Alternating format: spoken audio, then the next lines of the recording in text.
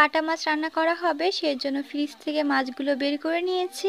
সাথে চিংড়ি মাছও বের করা হয়েছে। চিংড়ি মাছ দিয়ে করলা আলু চচ্চড়ি করা হবে। আজকে পেঁয়াজিও ভাজা হবে। ডিপ ফ্রিজে ডালগুলো বেটে রাখা হয়েছিল।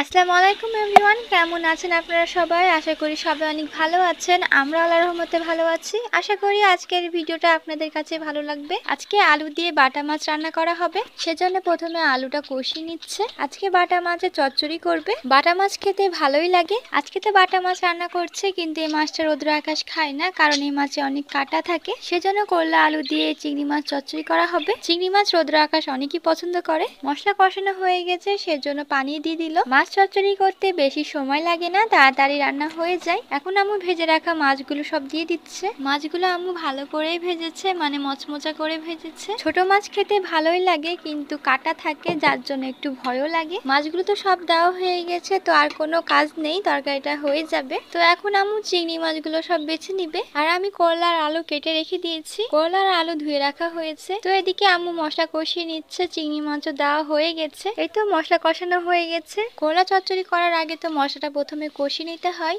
তো মশলাটা যখন কষানো হয়েই গেছে, তো আম্মু এখন করলা আলু সব দিয়ে দিচ্ছে। আম্মু যেইভাবে করলা চচ্চড়ি রান্না করে, করলা একেবারেই তেতো লাগে না। তো আম্মু এখন করলাটা ভালো করে কষিয়ে নিবে। কষানো হয়ে গেছে, সেজন্য পানি দিয়ে দিচ্ছে। পানি খুব বেশি দেওয়া যাবে না, অল্প পরিমাণে দিতে হবে। আমাদের আজকে দুপুরের খাওয়া দাওয়া এই তো করলা চচ্চড়ি, আর সঙ্গে আছে মাছ চচ্চড়ি। এটা হচ্ছে মাছের তরকারি, আর করে নিয়েছে চিংড়ি মাছ দিয়ে ধনেপাতা ভর্তা। এই ভর্তাটা খেতে অনেক ভালো লাগে। আজকের ভর্তা রেসিপিটা আপনাদেরকে দেখানো হয়নি, যখন নেক্সট টাইমে ভর্তা করবে তখন আপনাদেরকে দেখাবো। এটা হচ্ছে দুধের স্বর। আম্মু কিছুটা দুধের স্বর তুলে রেখেছিল, এখন আম্মু ঘি বানাচ্ছে। আম্মু যখন ঘি বানাচ্ছিল, তো পুরো বাড়ি সেন্টে ভরপুর হয়ে গেছিল। বাড়ির ঘি বলে কথা, তো সেন্ট তো হবেই। আম্মু তো দুধের স্বর অল্প করে রেখেছিল, তো ঘিও তো অল্পই হবে। ঘি অল্প হোক, কিন্তু নিজের বাসায় করা হচ্ছে, যার জন্য অনেক ভালো লাগছে। আপনারা তো দেখতেই পাচ্ছেন কত সুন্দর ঘি হয়ে যাচ্ছে। আসলে ঘি করার কোনো ঝামেলাই নেই। বাসায় যদি এইভাবে ঘি বানিয়ে খাওয়া হয়, তাহলে তো ভালোই হবে। ঘি হয়ে গেছে, এখন ঢেলে নিতে হবে।